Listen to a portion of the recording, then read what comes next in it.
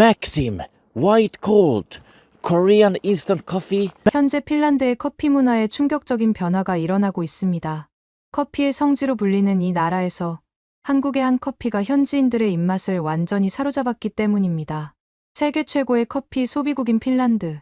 핀란드의 사람들은 하루 평균 10잔의 커피를 마시는 수준이다 보니 바리스타들의 자부심은 하늘을 찌를 정도로 대단하다고 하는데요. 하지만 최근 헬싱키의 어느 한인마트에서 시작된 움직임이 핀란드 커피 업계를 발칵 뒤집어 놓았다고 합니다. 매일 아침 한 잔에 7유로를 호가하는 프리미엄 카페를 두고 사람들은 한인마트의 문을 두드리고 있기 때문인데요.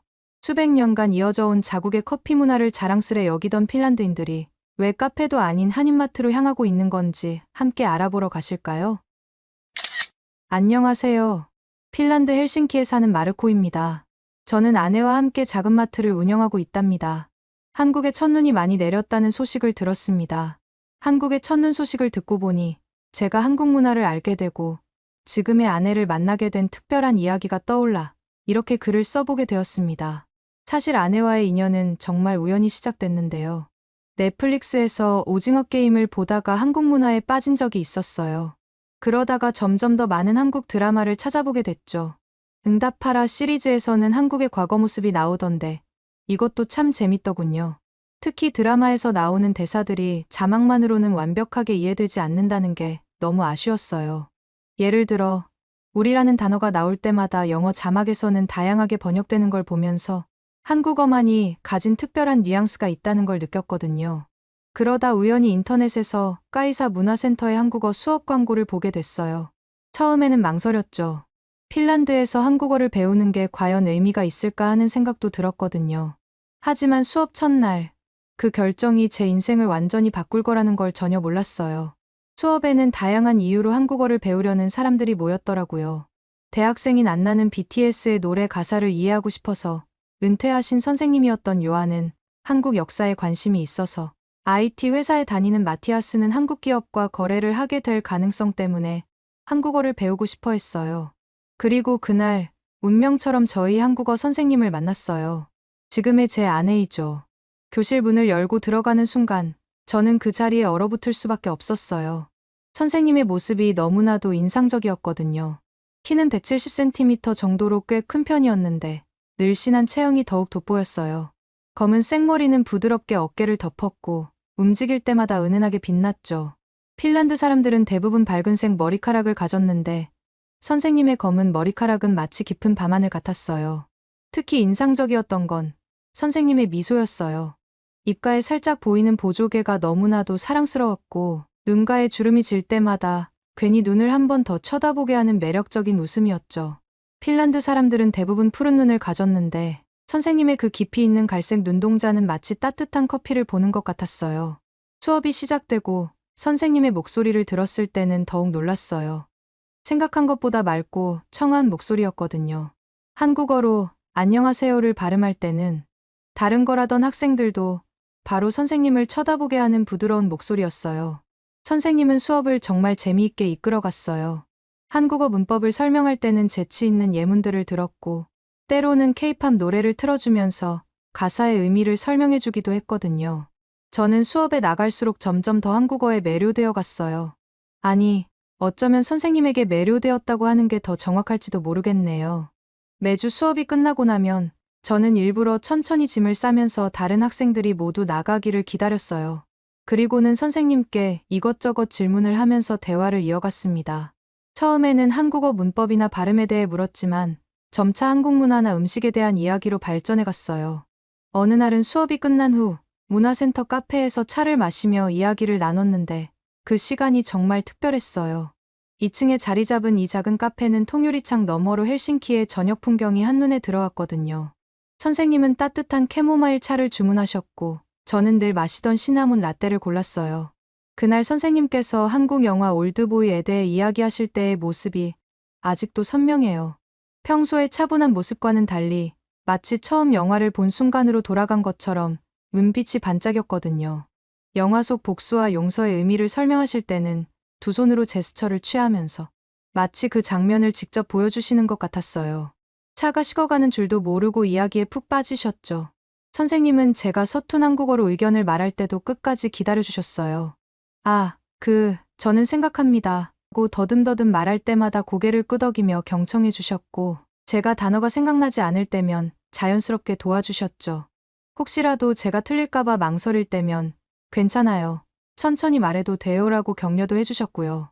특히 인상 깊었던 건 제가 핀란드의 전통 사우나 문화를 설명할 때였어요.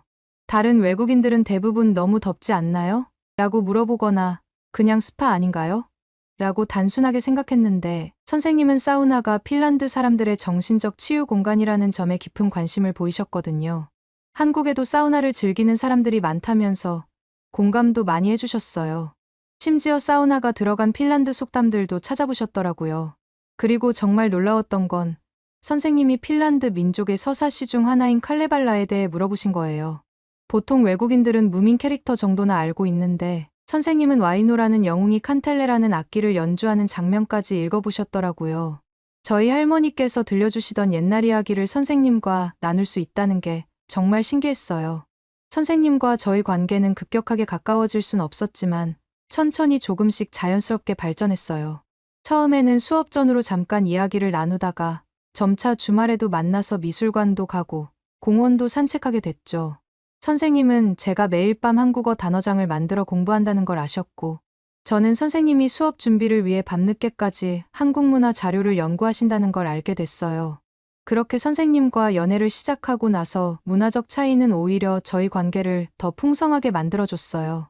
저는 한국의 어른 공경 문화를 배우면서 새로운 관점을 얻게 됐고, 선생님은 핀란드의 개인 공간 존중 문화를 이해하게 되셨죠.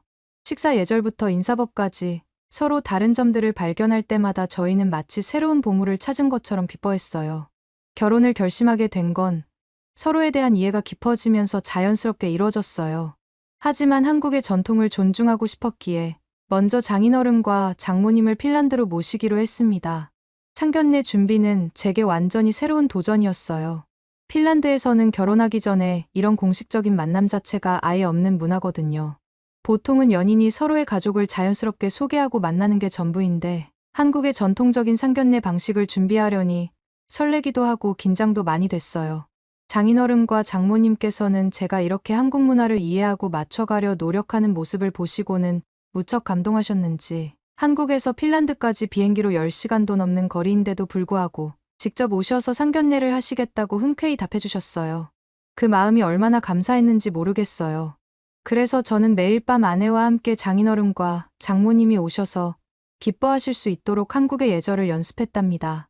단순히 허리를 숙이는 각도부터 술잔을 받드는 방법까지 하나하나가 새로운 배움이었습니다. 특히 어른께 드리는 인사를 실수하고 싶지 않아서 연습할 때 거울 앞에서 수십 번을 반복했습니다. 아내는 제가 실수할까봐 걱정하는 기색이 역력했지만 저는 오히려 그 걱정을 덜어주려고 한 번이라도 더 연습했죠. 연습을 하다 보니 한국의 이런 예절이 아름답다고 느꼈어요.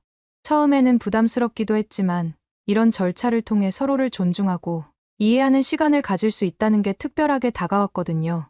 장인어른과 장모님이 헬싱키 반타 공항에 도착하시던 날의 긴장감은 아직도 생생해요. 저는 3시간이나 일찍 도착해서 도착장 앞을 서성이고 있었습니다. 손에는 직접 고른 꽃다발을 들고 있었는데 그땐 정말 식은땀이 날 정도로 긴장됐어요. 두 분이 게이트를 통해 나오시는 순간 저는 완전히 놀라버렸어요. 13시간이 넘는 긴 비행시간에도 불구하고 두 분의 모습은 마치 패션 잡지에서 막 나온 것 같았거든요. 장인어른은 감색 수트에 버건디 색상의 넥타이를 매치하셨는데 그 세련된 모습이 정말 인상적이었어요. 장모님은 진주색의 투피스를 입고 계셨는데 우아함 그 자체였죠. 특히 놀라웠던 건 두 분의 치밀한 준비성이었어요. 큰 여행 가방 안에는 핀란드 문화를 고려한 선물들이 가득했어요. 어머니를 위한 실크 스카프는 파스텔 톤의 색감이 북유럽 스타일과 딱 맞았고 아버지를 위한 인삼차는 건강 걱정을 하시면서 고르신 거라고 하셨어요. 심지어 포장 디자인까지 북유럽 감성을 고려하신 게 느껴졌죠. 상견례 날의 모든 순간이 특별했어요. 아침부터 저희 집은 분주했거든요. 어머니는 전통 핀란드 식사를 준비하시느라 부엌에서 종일 바쁘셨고 아버지는 평소에 마시던 수제 맥주까지 꺼내놓으셨어요. 장모님께서는 현관에 들어서시자마자 신발을 벗으시려고 하셨는데 그 모습을 본 어머니의 표정이 잊히지 않아요. 사실 핀란드에서도 한국처럼 실내에서는 신발을 벗는 게 당연한 문화예요.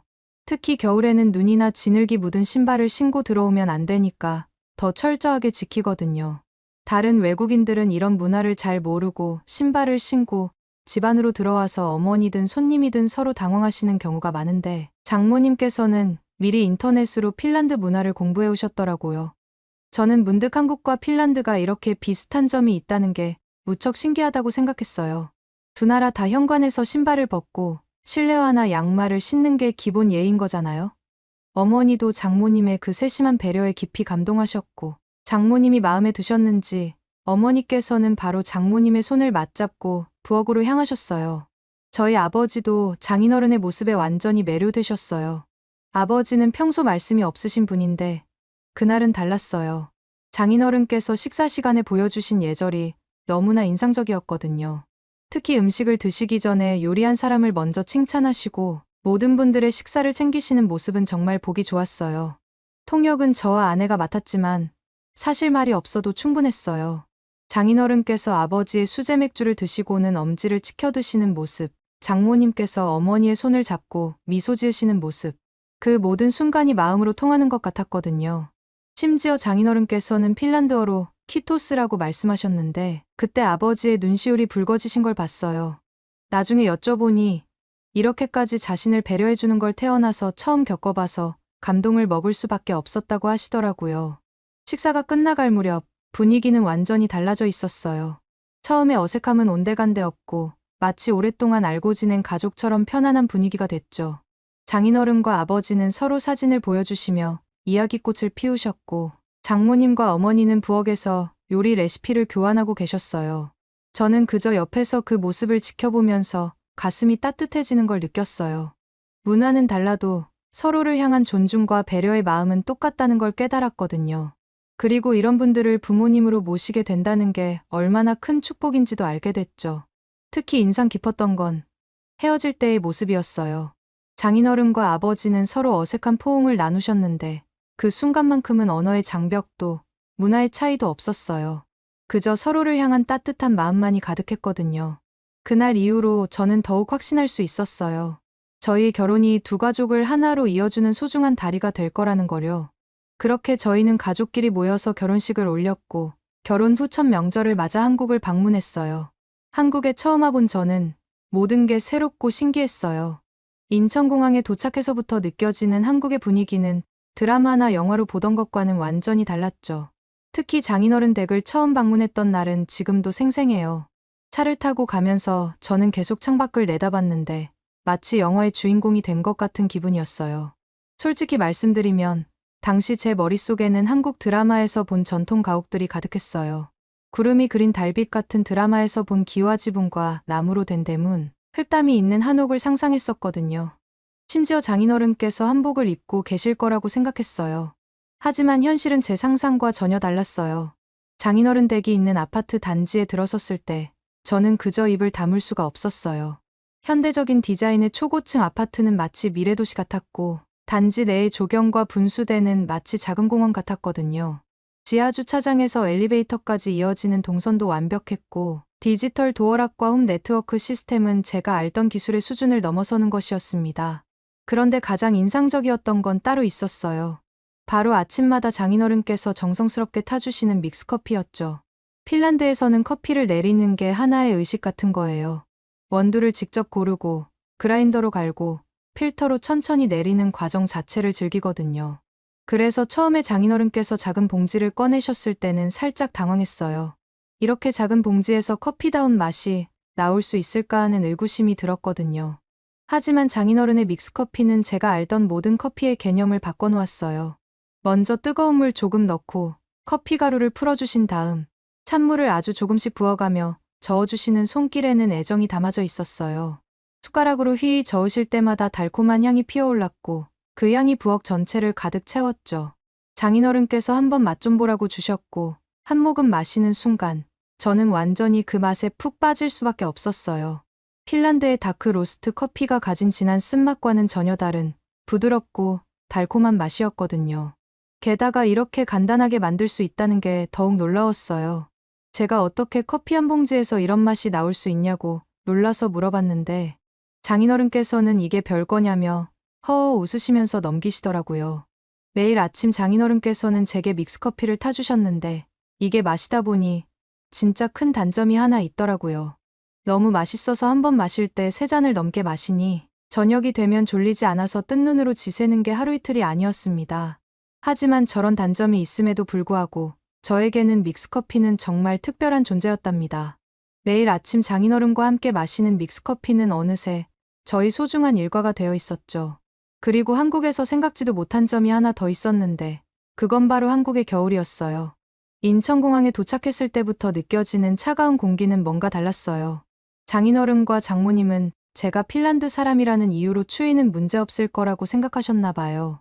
하지만 저는 한국의 첫 겨울날 밖에 나가자마자 떨기 시작했거든요. 정말 신기했어요. 핀란드에서는 영하 30도에도 멀쩡하게 다니는 제가 한국의 영하 10도에서 덜덜 떨고 있었으니까요. 장인어른과 장모님은 제 모습을 보시고는 깜짝 놀라셨어요. 특히 장모님은 급하게 내복을 사러 가자고 하실 정도였죠. 사실 핀란드의 추위와 한국의 추위는 완전히 달랐거든요. 핀란드는 겨울이 되면 하늘이 맑고 눈이 많이 와서 건조하고 깨끗한 추위라면 한국의 겨울은 칼날 같은 바람이 뼛속까지 파고드는 것 같았어요. 하지만 한국 주거문화의 진수는 실내에 있었어요.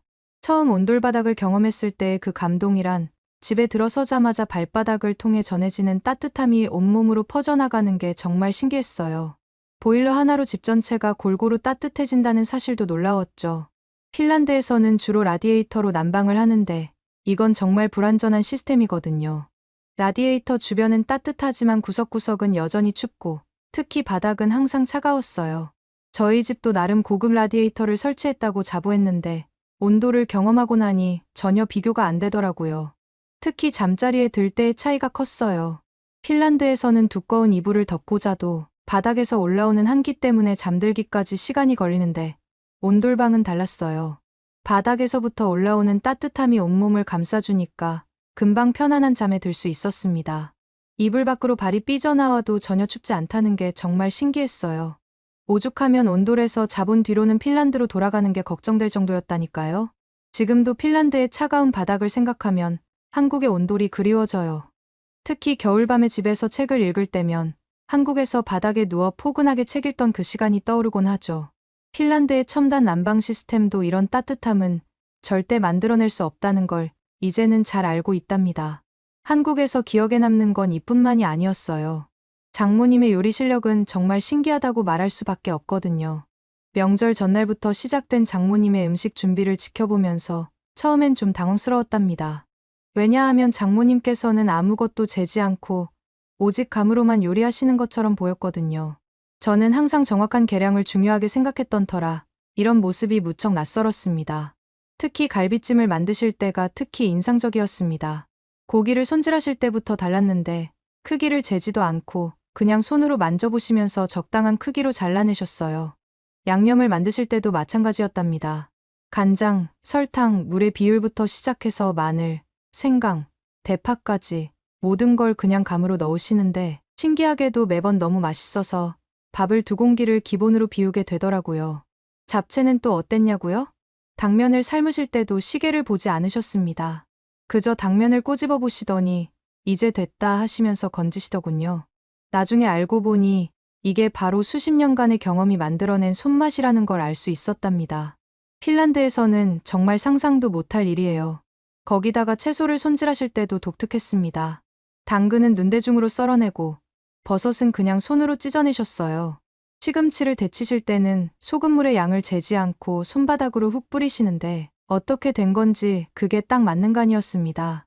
모든 게 장모님의 감각적으로 이루어졌지만 그 결과물은 늘 완벽했답니다. 가장 놀라웠던 건 이렇게 하나하나 따로 볶아진 재료들이 모여서 완벽한 맛을 내는 것이었어요. 프라이팬 온도도 손바닥으로 열기를 확인하시면서 재료마다 불 조절을 달리 하시는데 그게 정확한 계량보다 더 정교했습니다. 나중에 알았지만 한국에서는 이런 걸 엄마 손맛, 장모님 손맛이라고 부른다고 하더군요. 처음에는 이해할 수 없었던 이 손맛이라는 개념이 이제는 한국 음식에서 뺄래야 뺄 수 없는 것이란 걸 나중엔 알게 되더라고요. 아, 그리고 명절 준비를 위해 아내와 함께 전통시장에 갔던 날도 잊을 수 없었어요. 아내와 함께 시장에 들어서는 순간 활기찬 시장 분위기에 완전히 푹 빠졌거든요. 상인들이 서로 경쟁하듯 외치는 목소리, 시장 골목을 가득 채우는 맛있는 냄새들, 그리고 무엇보다도 정이 넘치는 사람들의 모습이 인상적이었습니다. 특히 호떡을 처음 맛봤을 때의 충격이란, 솔직히 말씀드리면 처음에는 제가 태어난 핀란드의 대표 간식인 뿔라가 떠올라서 비슷한 맛일 거라고 생각했어요. 뿔라도 계피가 들어가는 달콤한 빵이거든요. 하지만 호떡은 완전히 달랐어요. 겉은 바삭하고 속은 달콤하면서도 쫀득한 식감이 너무나도 특별했거든요. 그날 시장에서 재미있는 해프닝이 있었는데요. 제가 호떡을 너무 맛있게 먹고 있으니까 옆 가게 할머니께서 절 보시더니 웃으시면서 뭐라고 말씀하시는 거예요. 저는 한국어를 잘 몰라서 당황했는데 아내가 통역해 주더라고요. 할머니께서 우리 아들처럼 생겼다고 하시면서 떡볶이를 서비스로 주신다는 거였어요. 근데 제가 서비스라는 말을 잘못 이해했어요. 영어의 서비스처럼 서빙을 해준다는 줄 알고 저도 뭔가 도와드려야 하나 싶어서 앞치마를 달라고 손짓을 했거든요. 할머니께서는 당황하시다가 박장대소를 하셨고 주변 상인들도 같이 웃으시더라고요. 나중에 알고 보니 서비스가 공짜라는 뜻이었던 거 아니겠어요? 이런 해프닝이 있고 나서 오히려 시장 상인들과 더 가까워졌어요. 어떤 분들은 제가 지나갈 때마다 이것저것 맛보라고 건네주시고 또 어떤 분들은 한국어로 인사를 가르쳐 주시기도 했거든요. 그제서야 한국인들이 말하는 정이라는 게 무엇인지 조금은 이해할 수 있었어요. 핀란드로 돌아온 후 저는 캐리어 가득 담아온 믹스커피를 한국어 수업 동기들에게 나눠줬어요. 사실 이게 쉽지 않은 결정이었는데 장인어른께서 특별히 챙겨주신 거라 아끼고 있었거든요. 하지만 이 맛있는 커피를 혼자 마시기는 너무 아깝다는 생각이 들더라고요. 그런데 뜻밖에도 에릭이라는 친구가 믹스커피를 마시고는 인상을 찌푸리는 거예요. 이게 대체 뭐가 맛있다는 거야? 맛있는지 전혀 모르겠는데 라면서 말이죠. 순간 제 자존심이 상했어요. 혹시나 몰라서 에릭이 탄 커피를 봤는데 아니나 다를까 믹스커피를 타야 되는 방법이랑 전혀 다르게 타먹고 있었던 거 아니겠어요? 알고 보니 에릭은 믹스커피에 차가운 물만 한가득 부어서 마셨던 거예요. 물에 커피 가루가 하나도 녹지 않고 둥둥 떠 있으니 당연히 맛없을 수밖에요. 저는 에릭이 먹던 커피를 빼앗고 장인어른께서 타주시던 비법대로 타주기 시작했어요. 종이컵에 반도 안 되는 양으로 뜨거운 물을 부었고 젓가락으로 휘휘 저으면서 뜨거울 수 있으니 차가운 물을 아주 살짝 부어줬죠. 저는 에릭한테 하나하나 보여주면서 이렇게 해야 커피가 뭉치지 않고 부드럽게 녹는다고 했어요. 제가 한번 마셔보라고 에릭한테 컵을 내놓았는데 에릭은 이번에도 맛없는 거 아니냐면서 의심스러운 눈초리로 쳐다보는 게 아니겠어요? 저는 웃으면서 에릭한테 한 번 더 커피를 권했죠. 에릭은 제가 준 커피를 한 모금 마시고는 눈이 휘둥그레지더라고요. 이게 어제 그 커피야. 전혀 다른데? 이건 정말 맛있잖아. 에릭의 반응을 시작으로 점점 더 많은 사람들이 믹스커피의 매력에 빠져들기 시작했어요. 처음에는 한국어 수업 동기들에게만 커피를 타주다가 반응이 꽤 좋아서 마트에 오는 단골 손님들에게도 한 잔씩 대접하기 시작했어요. 손님들은 처음에 이 낯선 커피를 보면서 이게 뭐냐고 하며 신기해하다가 어느새 오늘도 마트에서 한가득 사갈 테니 그 맛있는 커피 한 잔 부탁해요 라고 말씀하시더라고요. 저희 마트는 동네에서 꽤 인기 있는 가게였는데 믹스커피 덕분에 완전히 새로운 분위기가 생겼어요. 아침마다 출근하는 회사원들이 커피를 마시러 들르기 시작했고 동네 할머니들은 장보기를 마치고 잠시 쉬어가는 공간으로 저희 마트를 찾아주셨죠. 특히 할머니들은 제 아내의 한국말도 들을 수 있어서 좋다고 하시면서 일부러 멀리서도 찾아오셨어요. 입소문은 정말 빠르게 퍼졌어요. 처음에는 동네 주민들만 오다가 어느새 다른 지역에서도 손님들이 오기 시작했거든요. 여기가 그 한국 커피 마시는 곳이죠. 라며 찾아오시는 분들이 늘어났어요. 재미있는 건 손님들마다 믹스커피를 부르는 말이 달랐다는 거예요. 어떤 분은 그 달달한 커피, 또 어떤 분은 마법의 커피라고 부르시더라고요. 저희 마트는 이제 단순한 식료품점이 아닌 거의 문화를 나누는 공간으로 업그레이드 됐어요. 특히 추운 겨울날에는 더욱 그랬죠. 따뜻한 믹스커피 한 잔을 마시면서 이웃들과 이야기꽃을 피우곤 했거든요. 심지어 어떤 손님들은 일부러 아침 일찍 오셔서 제가 커피 타는 모습을 구경하시기도 했어요.